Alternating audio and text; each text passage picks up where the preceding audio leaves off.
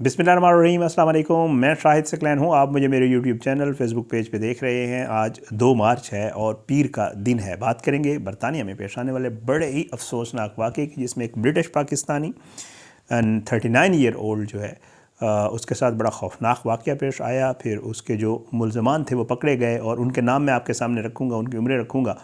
वो भी जो है लग ही रहा है कि ब्रिटिश पाकिस्तानी है। आल दो उनकी नेशनलिटी अभी डिस्क्लोज़ नहीं की गई, लेकिन आपने भी नाम सुन के मुझे बताना है।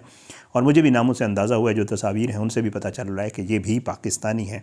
अब इस 39 साला शख्स के साथ जो है ये क्या हुआ था, इसके जो वालिदैन हैं बिल आखिर उनको इंसाफ मिल गया है और वो ये कह रहे हैं कि चलो देर से ही सैकल है लेकिन हमें इंसाफ मिला है। ये वाक़या क्या हुआ था, ये केस पूरा था क्या, और जो है मुल्ज़मान कैसे पकड़े गए और अदालत में क्या कुछ हुआ, जो अदालत में बताया गया कि ये वाक़या कैसे हुआ था। आज की वीडियो में ये सारी तफसील आपके साथ शेयर करेंगे। और आज की वीडियो है शम्स हुसैन नामी शख्स के हवाले से, जिसके साथ जो है बरतानिया में अफसोसनाक वाक़या पेश आया।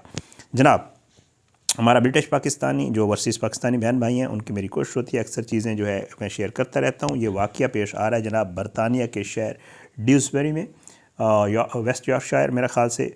और जो है ज्यूरी ने जो है वो इसमें 6 अफराद को मुजरिम करार दे दिया है।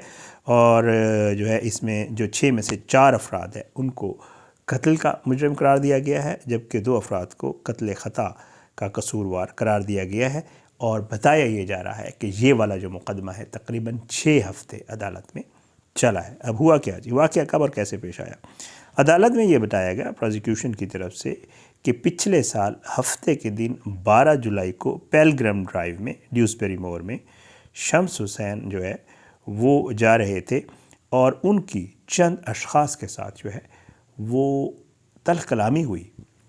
जनाब, इस्तग़ासा ये बताती है कि जी तल्ख़ कलामी हुई और उस तल्ख़ कलामी में इनके आपस में अच्छी खासी जो है वो मुँहमारी हुई। उसके बाद बीच में लोग पड़े और जब लोग पड़े तो उन्होंने इन दोनों को आपस में, जैसे होता है कुछ लोग बीच में पड़ के छुड़वा देते हैं, सुलह करवा देते हैं या रफ़ा दफ़ा मामला करवा देते हैं, वो रफ़ा दफ़ा करवा दिया। प्रोसिक्यूशन ये बताती है कि ज़बानी तकरार हुई। उसके बाद शम्स हुसैन ने अपनी राह ली और ज़बानी तकरार के बाद जब शम्स हुसैन एक तरफ चला गया तो इन्होंने जो है जाके उसका पीछा किया, उसको फॉलो किया। और बताया ये जाता है कि ये गए वहाँ पे क्रो नेस्ट पार्क में, ये ड्यूसबरी में एक जगह है, और वहाँ पे जाके वहाँ तक पहुँचे। लेकिन वहाँ पे पहुँच के जब वो इस मकाम पे पहुँचा शम्स हुसैन, तो बताया इसकी तरफ से, प्रोसिक्यूटर की तरफ से बताया गया कि वहाँ पे जो कुछ हुआ वो इंतहाई खौफनाक था। खौफनाक कैसे, ये एक्सप्लेन किया। जो वहाँ पे यानी शाहिदीन थे, जो गवाह मौजूद थे, उन्होंने जो एक्सप्लेन किया वो बहुत खौफनाक था। वो ये बताते हैं कि अदालत को बताया गया कि शम्स हुसैन जा रहा था और पीछे से चंद ये 6 अफराद आए, जिनको बाद में नाम भी आपको बता रहा हूँ।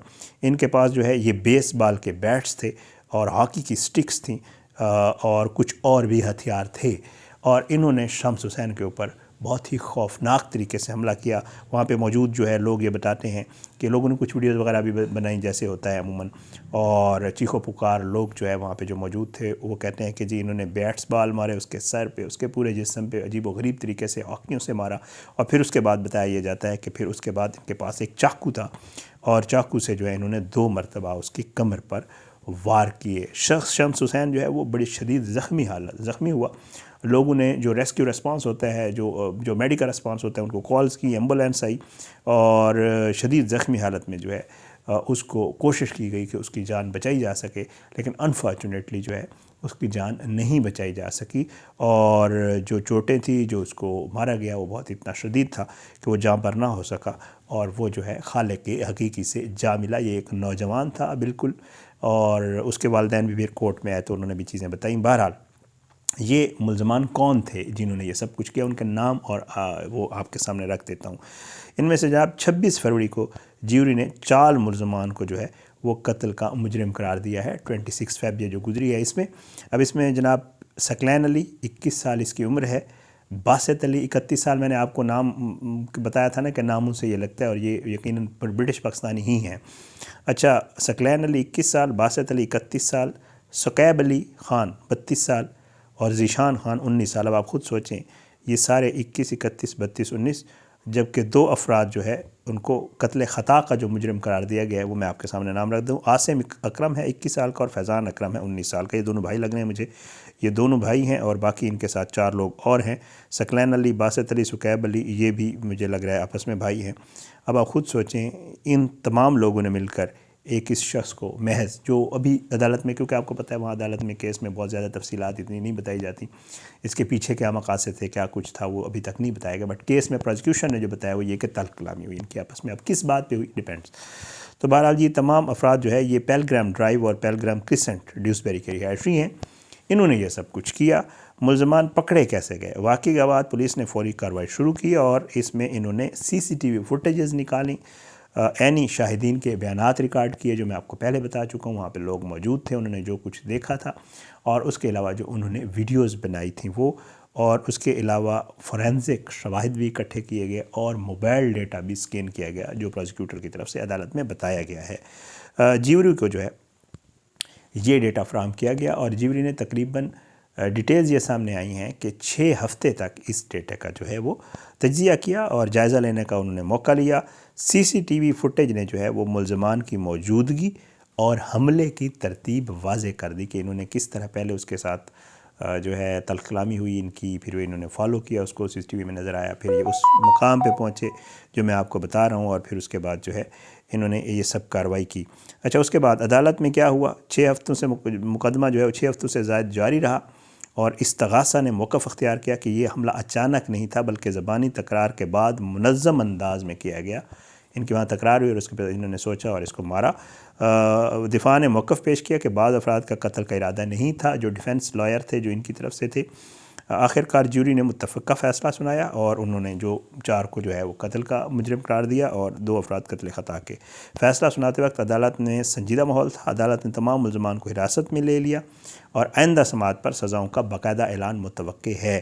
اچھا، قانونی معیارین کے مطابق قتل کے مجرم کو عمر قید کی سزا ہو سکتی ہے جبکہ قتل خطا کے مجرم کو بھی طویل قید کا سامنا کرنا پڑ سکتا ہے جو برطانوی قوانین کے مطابق ہے. اب اس میں شمس حسین کے اہل خانہ بھی آئے ہوئے تھے. انہوں نے جو ہے فیصلے پر اطمینان کا اظہار کیا. انہوں نے کہا کہ ہمارا نقصان کبھی پورا نہیں ہو سکتا لیکن کم از کم انصاف کا تقاضا تو پورا ہوا ہے. اور وہ یہ کہہ رہے تھے کہ جی ٹھیک ہے، مطلب ہمارا پیارا، انہوں نے بڑی ایک لمبے انٹرویوز تھے میں دیکھ رہا تھا اور انہوں نے شمس کی زندگی پہ روشنی ڈالی ہوئی تھی کہ بڑا جو ہے وہ ملنسار شخص تھا، پیار کرنے والا تھا، کیئرنگ تھا، اس کی فیملی والے بتا رہے تھے جیسے. اور لیکن ظاہر ہے کسی کا نقصان یہ پورا نہیں ہو سکتا. بہرحال اس کے بعد جی کمیونٹی جو ہے وہاں پہ واقعہ ڈیوسبری کی مقامی کمیونٹی میں شدید تشویش کا باعث بننا ہے. لوگوں نے مطالبہ کیا ہے کہ نوجوانوں میں جو بڑھتا ہوا تشدد ہے اس کو روکا جائے. کمیونٹی لیول پر آگاہی مہم چلانے کی جو ہے وہ انہوں نے مطالبہ کیا اور ایسے واقعات کے سدباب کے لیے مؤثر اقدامات کی بھی ریکویسٹ کی ہے انہوں نے کہ جی ایسے معاملات، کیونکہ نوجوانوں میں اب یہ بہت زیادہ ہو رہا ہے. میں اکثر آپ کے سامنے یہ چیزیں رکھ رہا ہوتا ہوں تو وہاں برطانیہ میں بھی ایسے واقعات پیش آ رہے ہوتے ہیں. بہرحال جی اس کا میں ایک جو ہے آپ کو پتہ ہے کہ ایک معمولی تلخ کلامی، یا ہم ویسے بھی کہتے رہتے ہیں نا کہ تھوڑا جو وقتی غصہ ہوتا ہے بعض اوقات اتنے بڑے نقصان کا باعث بن سکتا ہے جس پہ ساری زندگی انسان پچھتا رہا ہوتا ہے. تو یہی ہوا ان کے ساتھ بھی اور نتیجہ آپ کو پتہ ہے کہ پھر ایک جان چلی گئی اور باقی ان کو سزا ہو گئی. عمر قید بھی ہو سکتی ہے، 6 لوگ ہیں. اور آپ کو پتہ ہے کہ جی یہ جو معمولی جھگڑے ہیں، سوال یہ ہے کہ اتنے خطرناک کیوں ہو جاتے ہیں؟ بات وہی ہے کہ ہمارے اندر برداشت ختم ہو گئی اور ہم کسی کی بات برداشت ہی نہیں کرتے اور ہم میں یہ اتنی برداشت ہی نہیں ہے کہ ہم کسی کو سن سکیں. بہرحال جی شمس حسین ظاہر اب اس دنیا میں نہیں ہے لیکن ان کے والدین جو ہے وہ آج دن تک جو ہے ایک تکلیف دہ عمل سے گزر رہے ہیں، ان کی فیملی والے. اور اگر کبھی زخم کبھی آپ کو پتہ ہے ان کے نہیں بھر سکتے یا ان کا جو نقصان ہے جیسے خود کہہ رہے تھے کہ وہ کبھی پورا نہیں ہو سکتا، لیکن یہ جو معاملہ ہوا ہے یا ان کو جو سزا ہوئی ہے، ظاہر ہے جو انصاف کا نظام ہے اس کے اوپر لوگوں کا اعتماد پھر بڑھتا ہے اگر اس طرح کی سزائیں ہوتی ہیں تو. اور یہ بھی بہت سامنے آتا ہے کہ جی قانون سے بالا تر کوئی بھی نہیں ہے، جو بھی کوئی جرم کرے گا تو وہ پھر پکڑا ضرور جائے گا. یہ جناب ویڈیو تھی اور یہ میری کوشش ہوتی ہے کہ جو ورسیز پاکستانی بہن بھائی ہیں وہ ان کے جو معاملات ہوتے ہیں میں آپ کے سامنے ضرور رکھتا ہوتا ہوں. اور آپ کے پاس بھی اگر ایسی کوئی چیز ہے آپ چاہتے ہیں میں کسی ایسی چیز کے اوپر ڈسکس کروں تو مجھے ضرور بتایا کریں، انشاءاللہ وہ بھی ضرور سامنے رکھیں گے۔ آج کی ویڈیو سے اتنا ہی، انشاءاللہ اگلی ویڈیو، اور اگر ویڈیو آپ کو اچھی لگے تو کمنٹس میں ضرور بتائیے گا۔ اگلی ویڈیو تک کے لیے مجھے اجازت دے، اپنی دعاؤں میں یاد رکھیے گا، اللہ ہم سب کو اپنے زمان میں رکھے، اللہ ہم سب پہ اپنا رحم و کرم کرے۔ انشاءاللہ اگلی ویڈیو میں ملاقات ضرور ہوگی، لیکن بشرط زندگی، دعاؤں میں یاد رکھیے گا۔ پاکستان زندہ باد، اللہ حافظ۔